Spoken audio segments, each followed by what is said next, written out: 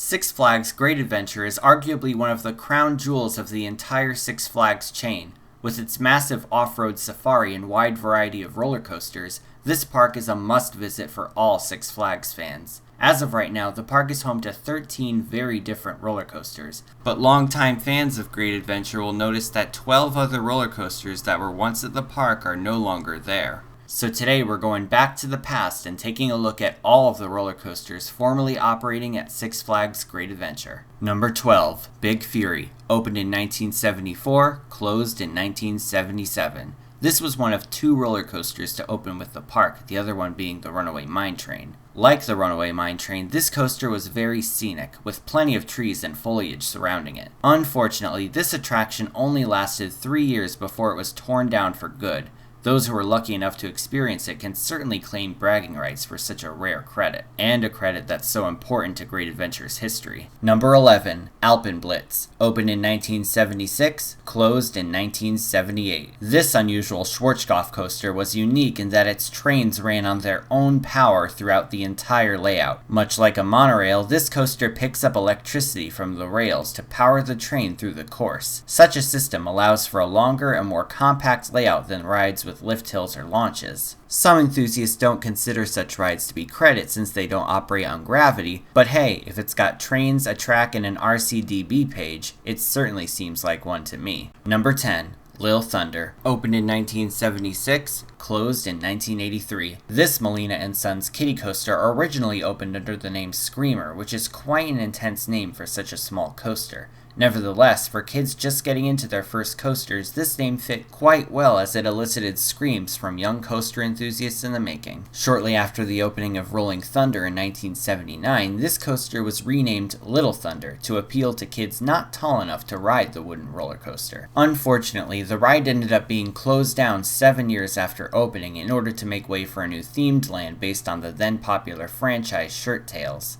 Despite its short run at the park, there's no doubt that many older enthusiasts got inspiration from this coaster. So people like Clint Novak may not be who they are today without it. Number 9. Wild Rider, opened in 1978, closed in 1980. There's really not much to say about this coaster in particular, since the model was very common at the time. The portable Schwarzkopf Wildcat coaster traveled pretty much everywhere in the 70s and 80s. There was even one at Cedar Point until just a few years ago. Despite how common these coasters were back in the day though, only 8 of them are still operating today, and only 4 of them are still operating in the United States. There's one at the North Georgia State Fair, the Washington State Fair, Maryland's Jolly Roger Amusement Park, and one more in Maryland at Adventure Park USA. Also, here's a quick fun fact. One of the remaining Wildcats is in Iraq, so if you really want to get every credit out there, here's another one to add to your list. Number 8. Lightnin Loops, opened in 1978, closed in 1992. This one is an interesting story. The ride experience initially consisted of 2 roller coasters with interlocking loops. Think of them as a set of dueling Schwarzkopf shuttle loops that started at the top. For quite a while, this coaster served as the park's star attraction. For the time, the coaster's interlocking loops really were a sight to be seen, as nothing like that had ever been done before. Unfortunately, an accident in 1987 brought the coaster's most defining feature to a halt. A park guest was not properly secured, causing her to fall to her death from the top of one of the loops. Though the upper loop's trains were refurbished to keep this kind of accident from happening, the lower loop was left untouched and never reopened. Soon enough, it was removed from the park and sent to Oklahoma's Frontier City, where it was renamed Diamondback and continues to operate to this day. Meanwhile, the upper loop continued to operate for 5 more years at Great Adventure. Eventually, though, the loss of its lower loop and the addition of the much bigger Great American Scream Machine made it obsolete in the eyes of park guests. So in 1993, the coaster was moved to Six Flags America and renamed Python. It operated for 5 more years until it was torn down for good in 1998. So if you live in Oklahoma City, head on down to Frontier City and check out an interesting piece of Great Adventure's history. Number 7. Rolling Thunder, opened in 1979, closed in 2013. This racing wooden coaster was a smash hit when it first debuted in 1979. The thrill of racing another train was clearly won over by the park guests, as this attraction had insanely long lines over a regular basis when it first opened. Over time though, the park would continue to receive bigger and better attractions, and the addition of the one and only El Toro in 2006 really stole this Woody's thunder. As a result of its waning popularity and the addition of Zumanjaro's queue line, this coaster was torn down in 2013, but at least Six Flags had the decency to leave a small piece of track under El Toro to remember it by, so while this coaster is indeed gone, the company has clearly not forgotten it. Number 6. Sarajevo Bobsled. Opened in 1984, closed in 1988. This Intamin bobsled coaster shared the same name as the one that opened at Six Flags Magic Mountain the same year. Also like the one at Magic Mountain, it fell victim to Six Flags' ride relocation program. Sarajevo Bobsled was relocated 2 times. First, it was relocated to Six Flags Great America in 1989. Later, it was relocated to the Great Escape as Alpine Bobsled. There, it continues to operate to this day. In fact, it's going to be celebrating its 20th anniversary at the park next year. So who knows, maybe they'll put VR on it. Number 5. Ultra Twister. Opened in 1986, closed in 1989. Introduced to the public with a wonderfully cheesy commercial, Ultra Twister was the first and only Togo pipeline coaster to ever come to the United States. This kind of coaster is one of the most unusual models out there, sending riders through a twisting pipeline of track both forwards and backwards. Those of you too young to remember this coaster may recognize it from the Roller Coaster Tycoon games. It sure did come in handy when it came to filling up smaller spaces. Unfortunately, this ride was subject to many technical difficulties. The amount of stress the cars put on the track required constant re-welding and maintenance. Its issues were only made worse by the ride's poor capacity. At a major Six Flags park like Great Adventure, the coaster simply couldn't handle all of the people riding it.